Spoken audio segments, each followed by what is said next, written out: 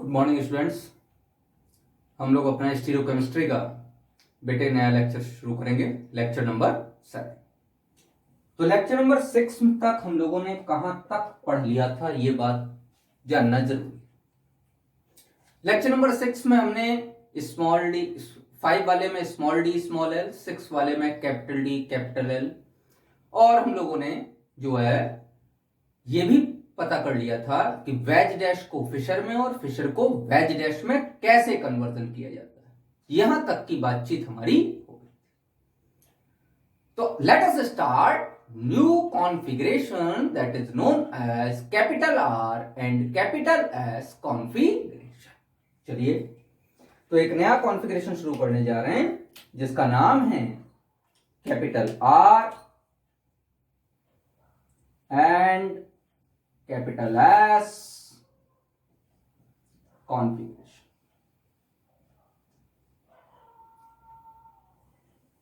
इसमें पहली बात, it is a absolute configuration.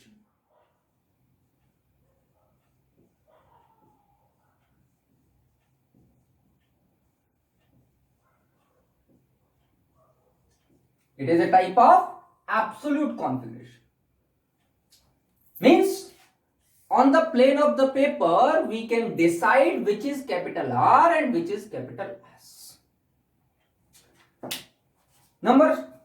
Rule number 1 is capital R is taken from the word rectus and capital S is taken from the word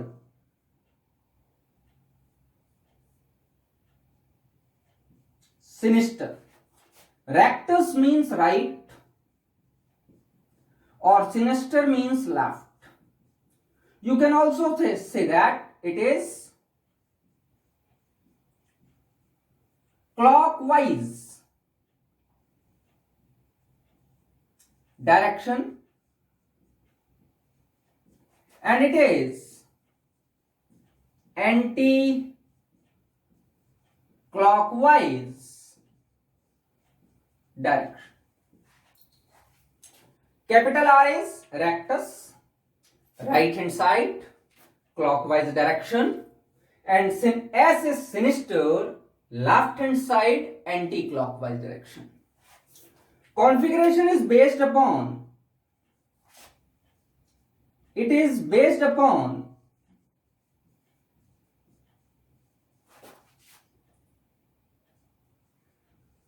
the rotation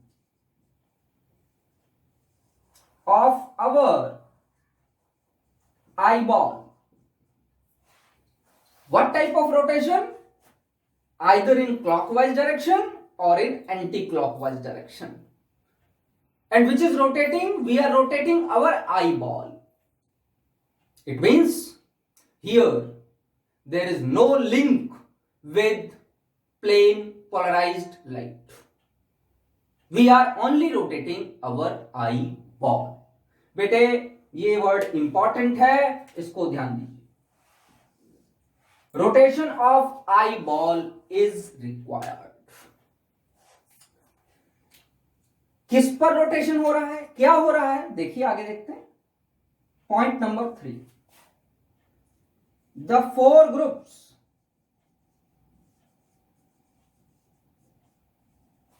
present on chiral carbon finds 4 priorities from 1, 2, 3 and 4 in this sequence from 1 to 4 according to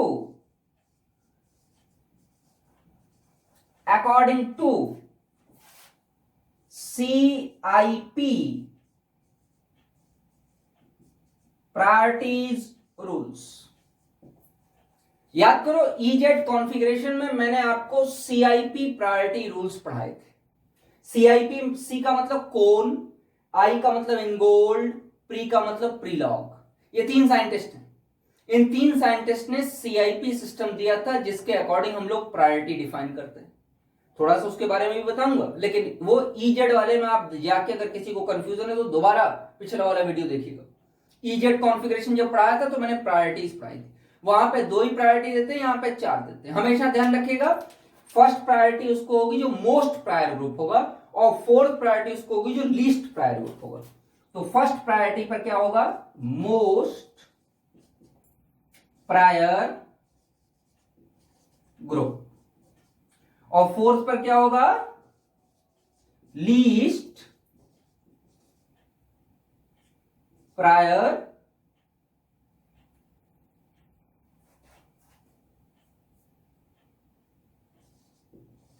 group. ध्यान दीजिए, first priority पे most prior group, जो सबसे बड़ा है, जिसको सबसे ज्यादा प्रायोरिटी दी जाएगी, और फोर्थ प्रायोरिटी उसको दी जाएगी जो सबसे छोटा है। हमेशा ध्यान रखिएगा। मेरी बात समझ में आ रही? इन तीनों रूल्स को लिखो बेटे, मैं आगे कहानी बताता हूं।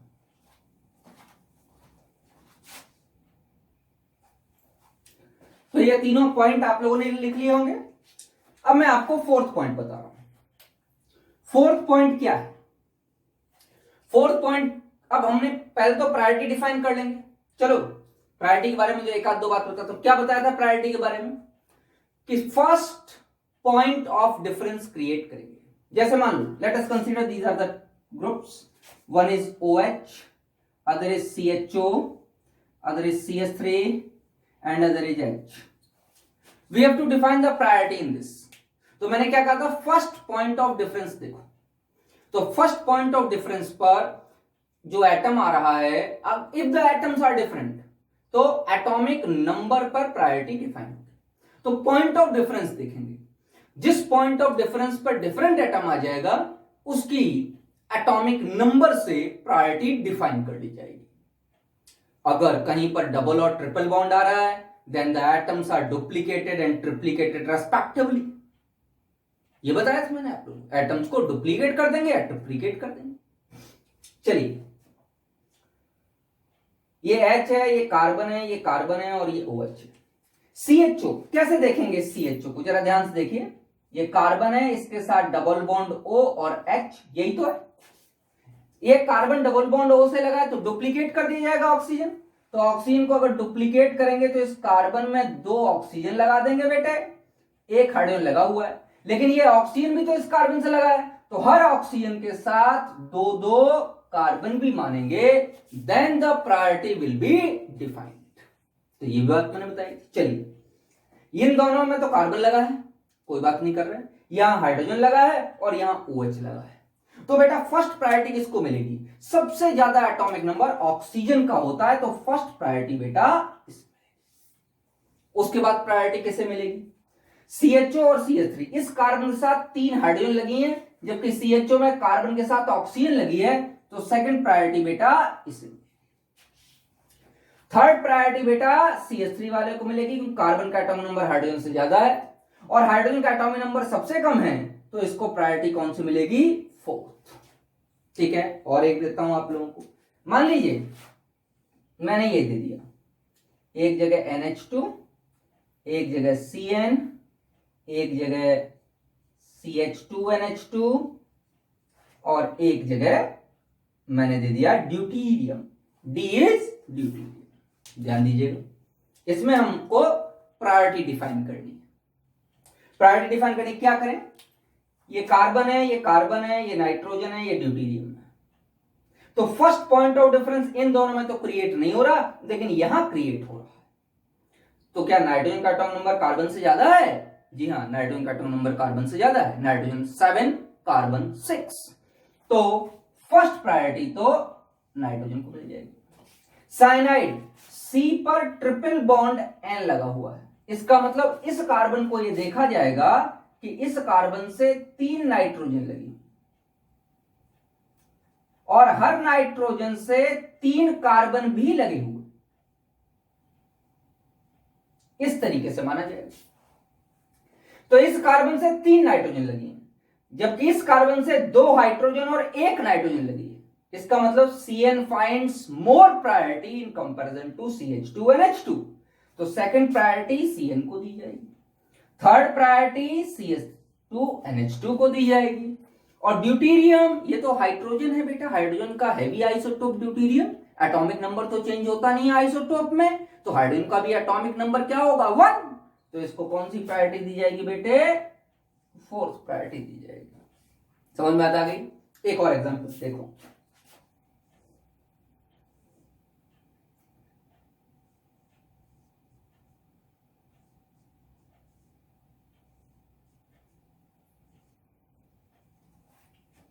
अब इसमें प्रायोरिटी डिफाइन करनी है हमको। देखिए सबसे पहले क्या है, ऑक्सीजन, सल्फर, कार्बन, कार्बन, इस कार्बन कार्बन को छोड़ दो क्योंकि इसमें प्रायोरिटी डिफाइन नहीं हो सकती। सल्फर और ऑक्सीजन, सल्फर का एटॉमिक नंबर ज्यादा है ऑक्सीजन का, सल्फर का ज्यादा है, तो फर्स्ट प्रायोरिटी किसको दी जाएगी बेटे, एसएच को। उसके बाद ऑक्सीजन का एटॉमिक नंबर आता है 8, तो सेकंड प्रायोरिटी ऑक्सीजन को। यहां दोनों में कार्बन, पहला है COOH, तो COH तो इस तरीके से लिखा जाता है, समझ में आता गई, और CHO इस तरीके से लिखा जाता है। तो एक बार तो मैंने लिख के दिखा दिया, वैसे डायरेक्टली आप देख लो, इस C के साथ एक डबल बॉन्ड हो तो इस C के साथ एक डबल बॉन्ड हो, यहां से प्रायोरिटी कैंसिल हो गई। इस कार्बन के साथ OH और इस कार्बन के साथ H, तो यहां पर एक ऑक्सीजन ज्यादा है, तो इसको प्रायोरिटी क्या मिलेगी, जो किसी कार्बन से लगा हुआ है, तो इसको प्रायोरिटी क्या मिलेगी, COH को, it finds more priority in comparison to CHO, तो थर्ड प्रायोरिटी मिलेगी COH को, और फोर्थ प्रायोरिटी की तरफ चला जाएगा हमारा CHO। देखिए यहां डबल बॉन्ड है, डुप्लीकेट किया है, एक ऑक्सीजन नहीं मान रहे, 2 मान रहे हैं, और एक ये 3 है, 3 ऑक्सीजन है, फिर भी इसको थर्ड प्रायोरिटी मिली, जबकि ये एक ही ऑक्सीजन है, इसको सेकंड प्रायोरिटी मिली। क्यों? फर्स्ट पॉइंट ऑफ डिफरेंस देखो ना, यहां तो ऑक्सीजन आ गया, यहां कार्बन आ गया, तो इन दोनों में अगर देखेंगे तो कार्बन को ज्यादा प्रायोरिटी मिलेगी ऑक्सीजन को, जल्दी बोलिए, ऑक्सीजन को ज्यादा प्रायोरिटी मिलेगी, समझ में आता है? तो फर्स्ट पॉइंट ऑफ डिफरेंस पर जिसका एटॉमिक नंबर ज्यादा है उसको प्रायोरिटी ज्यादा मिलेगी। क्लियर मेरी बात समझ में आ गई? तो this is the way to define the priorities of the groups. इसको नोट डाउन कीजिए, आगे बताता हूं।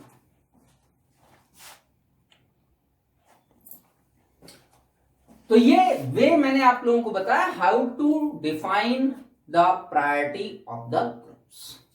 नेक्स्ट रूल नंबर 4, 3 रूल हमने पहले लिखा दिए थे। Rule number 4, it is the most important rule, if the fourth priority group is on vertical position in Fisher projection formula। ध्यान दीजिए, यहां मैंने ये नहीं कहा करेक्ट फिशर प्रोजेक्शन ना, यहां मैंने सिर्फ फिशर प्रोजेक्शन बताया। मैंने पहले आपको समझा दिया what is the difference between the Fischer projection and correct Fischer projection. मैं करेक्ट की बात नहीं कर रहा, I am only defining the Fischer projection, जिसमें कार्बन न दिखा के क्रॉस दिखाते हैं उसको फिशर प्रोजेक्शन कहा जाता है। समझ बात आ रही? अगर इस किरल कार्बन को क्रॉस से दिखा रहे हो तो यहां फिशर प्रोजेक्शन इसको माना जाएगा। इस फिशर प्रोजेक्शन की ये वर्टिकल लाइन है और ये हॉरिजॉन्टल लाइन है। तो अगर वर्टिकल लाइन पर फोर्थ प्रायोरिटी ग्रुप लगी है, then clockwise rotation of our eyeball is R and anti-clockwise rotation of our eyeball is S. If the fourth priority is on the vertical position in the Fisher projection, then the rotation, clockwise rotation of our eyeball, और जो rotation करेंगे उस rotation को भी समझ लीजिए। Rotation 1 से 2 पर जाएंगे और 2 से 3 पर जाएंगे, बस 4 पर नहीं जाएंगे। समझ में आता है कि अगर बीच में 4 आ रहा है तो उसको पार करके निकल जाएंगे, because the fourth priority is showing that group which is farther from the observer. Observer से बहुत दूर है तो वो पीछे की तरफ है। हम बना तो प्लेन ऑफ द पेपर पर ही रहे, मैंने पहले भी कहा था स्टीरियोकेमिस्ट्री में एज्यूम करना पड़ेगा। जैसे देखिए, इधर देखिए, जैसे मान लो मैंने एक एग्जाम्पल ऐसे लिया, यहां पे मैंने कहा NH2, यहां पे मैंने कहा SH, यहां पे मैंने कहा OH और यहां मैंने कहा H। I have to define is it R और S, कोई दिक्कत नहीं। First you will define the priorities of the groups. सबसे पहले प्रायोरिटी डिफाइन करो। SH को फर्स्ट प्रायोरिटी मिलेगी, OH को सेकंड मिलेगी, NH2 को थर्ड मिलेगी और हाइड्रोजन को fourth. The fourth priority is on vertical position. If the fourth priority is on vertical position, then clockwise rotation of our eyeball, और rotate कैसे करेंगे? 1 2 3 रोटेट करो बेटे। 1 से कहां जाना है? 2, तो इधर से तो जा नहीं सकते क्योंकि ये तो बीच रास्ते में 3 आ रहा है। क्रॉस किसको कर सकते हैं? फोर्थ को क्रॉस कर सकते हैं, उसमें कोई प्रॉब्लम नहीं है, तो ऐसे जाना पड़ेगा। 1 से 2 और 2 से 3। देखो मैंने फोर्थ को लिया ही नहीं, फोर्थ को तो रोटेशन 1 से 2 और 2 से 3 ही लेंगे। फोर्थ का कोई ऑब्जेक्शन वहां पे कोई जो है हिंड्रेंस क्रिएशन नहीं होगा। तो क्या हो जाएगा? 1 2 3। बेटा अपनी आई बॉल को रोटेट करो। कैसी रोटेट कर रही है आई बॉल? घड़ी की दिशा है, जैसे घड़ी चलती है, क्लॉकवाइज डायरेक्शन है। If the fourth priority is on the vertical position, the right hand side rotation or clockwise rotation is R. तो ये वाला क्या हो गया बेटा? इसका कॉन्फ़िगरेशन R। और क्या कह रहा है? अगर एंटी क्लॉकवाइज रोटेशन होता तो, अगर एंटी क्लॉकवाइज रोटेशन होता तो उसको क्या कह देते? S कह देते। मेरी बात क्लियर समझ में आ रही है? 2 मिनट ले लो, इसको पॉज करके लिख लो, फिर आगे बताता हूं। 5 4 3 2 1। चलिए हटाता हूं। मैं अभी इसके काफी सारे एग्जाम्पल कराऊंगा, इसलिए हटा रहा हूं। देखिए रूल नंबर 5। रूल नंबर 5 लिख रहा हूं। If fourth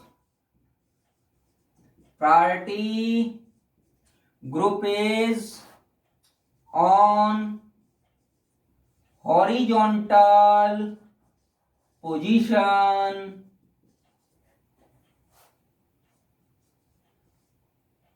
the rule 4 is reversed. मतलब उस समय clockwise rotation will be S और anti clockwise rotation will be R। क्या कहा है मैंने?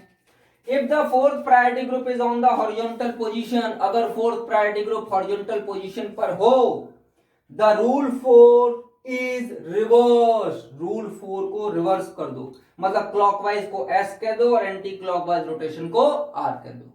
इसको बेटा लिखिए, मैं एग्जांपल्स कराता हूं आपको।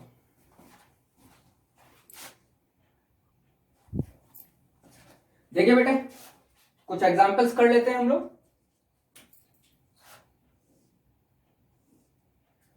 यहां पर है CH3, CD3, H और यहां पर CH2CH3, या कोई और ग्रुप लगा लो, मैं NH2 लगा देता हूं, सारे कार्बन वाले हो जाएंगे। देखिए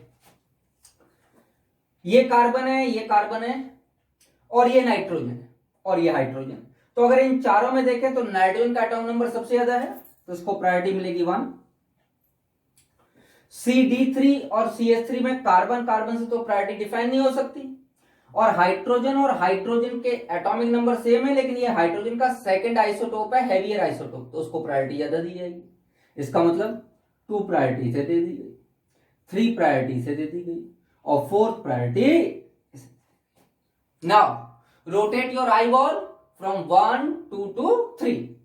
1 से 2 जाना है, तो 1 से हम कहां गए 2, 2 से हम कहां गए बेटे 3। 4th को तो देखना नहीं रोटेट करते वक्त, तो 1 से 3 जब जाना है तो किस तरीके का रोटेशन हो रहा है, आर हो रहा है, इसका मतलब क्लॉकवाइज रोटेशन हो रहा है। लेकिन 4th प्रायोरिटी हॉरिजॉन्टल है, इसलिए रिवर्स कर दिया जाएगा, तो आर को क्या माना जाएगा, एस। दोबारा सुनो, रोटेशन कैसा हो रहा था, क्लॉकवाइज, क्लॉकवाइज को आर कहते हैं। लेकिन 4th प्रायोरिटी हॉरिजॉन्टल है, तो मैंने रूल क्या लिखाया, if the 4th priority is horizontal then rotation is reversed. R नहीं लिखा जाएगा, एस लिखा जाएगा, तो दिस इज एस। मेरी बात समझ में आ गई। अब देखिए, अगर हम ग्रुप्स को इस तरीके से बनाएं, देखिए H यहां ले आऊं, NH2 यहां, CD3 यहां, CH3 यहां। अगर मैं ग्रुप ऐसा करता हूं तो दोबारा प्रायोरिटी भाई 1 इसको, 2 इसको, 3 इसको, और 4 इसको। रोटेट कीजिए बेटे, 1 2 3। 4 को तो देखना नहीं है कैसा रोटेशन हो रहा है, क्लॉकवाइज, और 4th प्रायोरिटी वर्टिकल है, तो it is R. When the molecular formula is same and one is R and other is S, then they are enantiomers of each other। तो ये दोनों आपस में एक दूसरे के क्या हो जाएंगे, non super imposable mirror image, enantiomers, मतलब non super imposable mirror image. ये आपस में एक दूसरे के non super imposable mirror image कहलाएंगे। क्लियर, मेरी बात समझ में आ रही है। आगे देखिए और बताता हूं आपको। ये है NH2, ये है Cl, ये है Br, और ये है CH3। हमको प्रायोरिटी डिफाइन करनी है। सबसे पहले हम क्या काम करेंगे, मोस्ट प्रायर ग्रुप देखेंगे और जो है एटॉमिक नंबर के हिसाब से अरेंज करेंगे। तो नाइट्रोजन, क्लोरीन, कार्बन, और ये क्लोरीन है ध्यान रखिएगा, और ये कार्बन है, ये क्लोरीन, कार्बन और ब्रोमीन। सबसे ज्यादा एटॉमिक नंबर किसका है बेटे, ब्रोमीन का, तो उसको 1 प्रायोरिटी दी जाएगी। क्लोरीन वाले को 2 प्रायोरिटी दी जाएगी, नाइट्रोजन वाले को 3 प्रायोरिटी दी जाएगी, और CH3 वाले को 4th प्रायोरिटी दी जाएगी। बोलो भैया, मेरी बात समझ में आ रही है। होगा क्या बेटा, रोटेट कीजिए 1 से 2 और 2 से 3। 4th को तो देखना ही नहीं, ठीक है ना, 4th को बिल्कुल भी टच नहीं करेंगे। रोटेट करते समय प्रायोरिटी चारों को देंगे, लेकिन रोटेट करते समय 1 से 3 की तरफ। तो 1 से 3 की तरफ रोटेशन कैसा आ रहा है, आर आ रहा है। और 4th प्रायोरिटी कहां है बेटा, horizontal direction. 4th priority horizontal और क्लॉकवाइज रोटेशन, तो आर नहीं लिखेंगे, रिवर्स कर देंगे। क्या लिखेंगे बेटे इसको, एस। क्लियर हो रही है। आगे देखिए, यहां NH2, यहां COOH, यहां CH2 CH3, और यहां पर मैं कह देता हूं CH3। ऐसा कोई ग्रुप लगा है, लाइक अमीनो एसिड, कोई दिक्कत नहीं, क्या फर्क पड़ता है। ये कार्बन है, ये कार्बन है, ये कार्बन है, लेकिन ये नाइट्रोजन है, तो फर्स्ट प्रायोरिटी किसको मिलेगी? NH2 को। मेरी बात समझना। सेकंड प्रायोरिटी किसको मिलेगी? कार्बन के साथ ऑक्सीजन लगेंगे, सेकंड प्रायोरिटी इसको मिलेगी। CH2, CH3 और CH3, इस कार्बन के साथ तीनों हाइड्रोजन लगे, निकाल लगा के दिखाता हूं। तीन तीन क्या लगे बेटे? हाइड्रोजन लगे। इस कार्बन के साथ दो तो हाइड्रोजन लगे हैं और एक कार्बन लगा है जो CH3 दिखाई दे रहा है। तो इस कार्बन के साथ तीन हाइड्रोजन लगे हैं, इस कार्बन के साथ दो हाइड्रोजन के बाद तीसरा कार्बन लगा है, तो ये तीसरा कार्बन है और ये तीसरा हाइड्रोजन है। किसको ज्यादा प्रायोरिटी मिलेगी? इसको ज्यादा प्रायोरिटी मिलेगी। तो थर्ड इसको कर दिया और फोर्थ बेटा किसको कर दिया? बोलो भैया, मेरी बात समझ में आ रही है?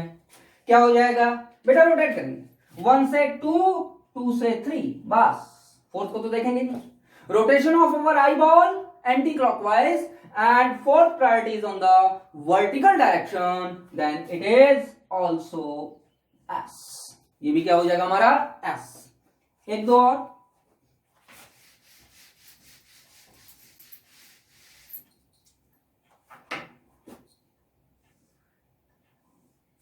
मैं इधर कह देता हूं CH3, यहां CONH2, यहां NH2 और यहां OH।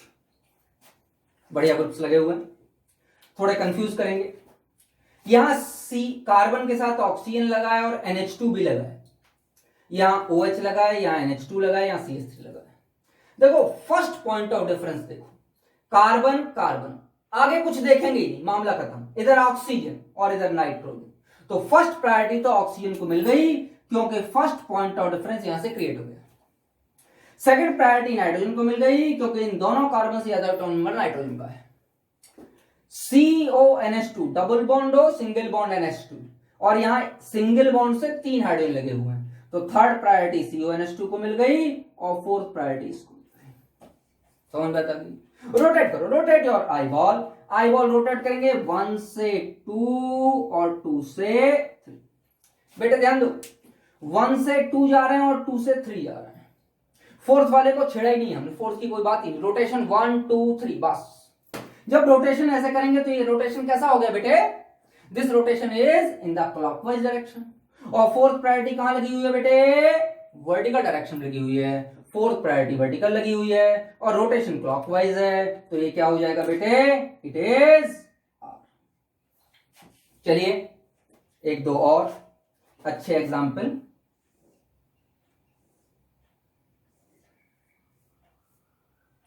यहां लगा है COH, it is OH, it is H, it is OH, it is H and it is COOH. It is a tartaric acid। चलिए टार्टरिक एसिड की बात कर लेते हैं। बेटे पहला ये कार्बन है और दूसरा ये कार्बन है, ये दोनों कार्बन किरल सेंटर्स हैं, दीज आर किरल कार्बन्स। ऊपर से नीचे नंबरिंग चाहो तो कर लो आप, 1 2 3 4, जिससे नोमेनकल्चर में आसानी हो जाएगी। ध्यान दीजिएगा, फर्स्ट प्रायोरिटी तो OH वाले को मिलेगी और किसी को मिल ही नहीं सकती।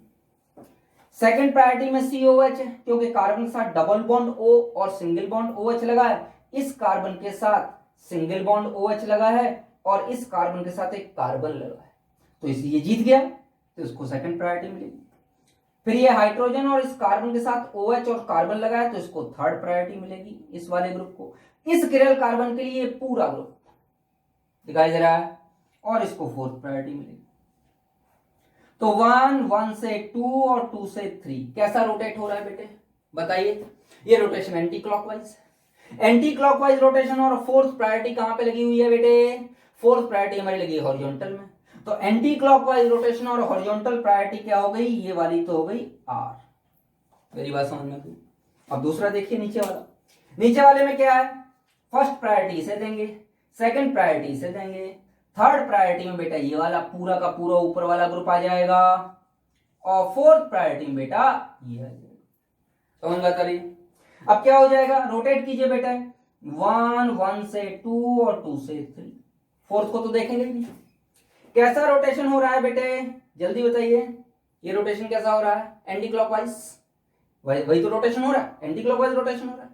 एंटी क्लॉकवाइज रोटेशन कैसा होता है, एस, लेकिन फोर्थ प्रायोरिटी कहां लगी है, हॉरिजॉन्टल, तो क्या लिखेंगे, आर। तो ये वाला भी क्या हो गया, आर। मेरी बात समझ में आ रही है। जब दो किरल कार्बन हो, तो अब दो हैं तो ये 1 2 3 4 अकॉर्डिंग टू आईयूपीएसी नंबरिंग 1 2 3 4, तो 2 3, तो इसका नोमेनकल्चर हो जाएगा 2R और 3R। ध्यान दीजिएगा, when both are R or both are S, the total compound is R or S। तो ये टोटल कंपाउंड R है and this compound is optically active. मेरी बात समझ में आ रही है। एक और एग्जांपल बेटा देखते हैं इसी तरीके का।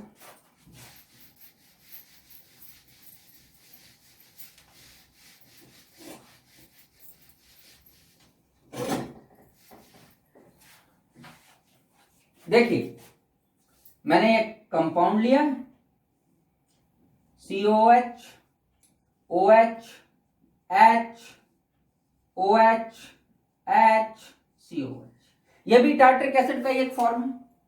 यहां ले लीजिए, इसको 1 मिलेगी बेटे, इसको 2 मिलेगी, इसको 3 मिलेगी और इसको 4 मिलेगी। ये दो इसमें किरल सेंटर्स हैं। कैसा रोटेशन हो रहा है, 1 से 2 और 2 से 3, कैसा रोटेशन हुआ बताइए बेटे, ये एंटी क्लॉकवाइज रोटेशन है। और जब एंटी क्लॉकवाइज रोटेशन है तो ये क्या होना चाहिए, एस होना चाहिए, लेकिन फोर्थ प्रायोरिटी कहां लगी है, हॉरिजॉन्टल, इसलिए क्या हो जाएगा, आर। तो इसका मतलब 2R, सेकंड वाला आर। जरा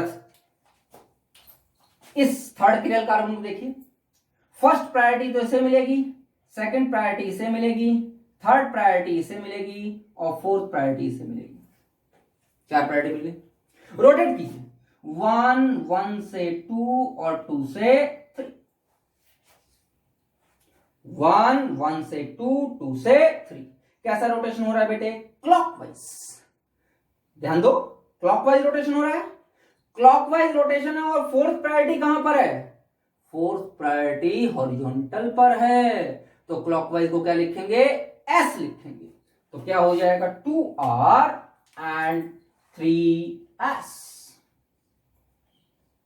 समझ में आता रही बेटे, अगर दो किरल कार्बन हो, उनसे लगे हुए ग्रुप सेम हो, जैसे OH H COH OH H COH group same लगे हुए हैं, और एक R हो और एक S हो, तो इट इज ऑप्टिकली इनएक्टिव, क्योंकि R जितना राइट घुमाएगा S उतना ही लेफ्ट घुमाएगा। It will show no rotation of plane polar light when we put this solution in the polarimeter tube। तो इसका मतलब हो गया, अगर ग्रुप सेम है और एक R है और दूसरा S है, तो ये ऑप्टिकली इनएक्टिव। और ग्रुप सेम है, एक R है और दूसरा S है, तो एक जितना राइट घुमा रहा है दूसरा उतना ही लेफ्ट घुमा रहा है। बाहर से कहीं से कुछ तो आ नहीं रहा, इस मॉलिक्यूल के अंदर ही एक दूसरे, दो किरल कार्बन एक दूसरे के रोटेशन को क्या काम कर रहे हैं, अपोज कर रहे हैं। ड्यू टू इंटरनल कंपेंसेशन, इसको क्या कहते हैं, देखो मैंने पहले पढ़ाया था रेस्मिक मिक्सचर, उसमें एक्सटर्नल कंपेंसेशन था, इसमें क्या है, इंटरनल कंपेंसेशन। और इस कंपाउंड का नाम है बेटा meso tartaric acid and it is optically inactive. और इसमें एक और स्पेशल चीज पाई जाती है, इट कंटेन्स POS। POS का क्या मतलब है बेटे, प्लेन ऑफ सिमेट्री। क्या चीज होती है, a imaginary line which when passed through the molecule divides the molecule into two equal halves। ये इमेजिनरी लाइन है, कहीं से भी पास हो सकती है। अगर दो इक्वल हाफ हो जाते हैं तो वो मीजो हो जाएगा। शर्त है दो किरल कार्बन होने चाहिए, दो से ज्यादा भी में भी मीजो हो सकता है, ऐसी कोई बात नहीं है, लेकिन यहाँ पे तो कम से कम दो किरल कार्बन होने चाहिए मीजो होने के लिए, और उसमें जो है प्लेन ऑफ सिमेट्री पाई जानी चाहिए। क्लियर हो गई, इसको लिख लीजिए बेटे, अगले लेक्चर में आपको टार्ट्रिक एसिड की ऑप्टिकल आइसोमेरिज्म और interchanging of the groups discuss करूंगा। तब तक के लिए गुड बाय।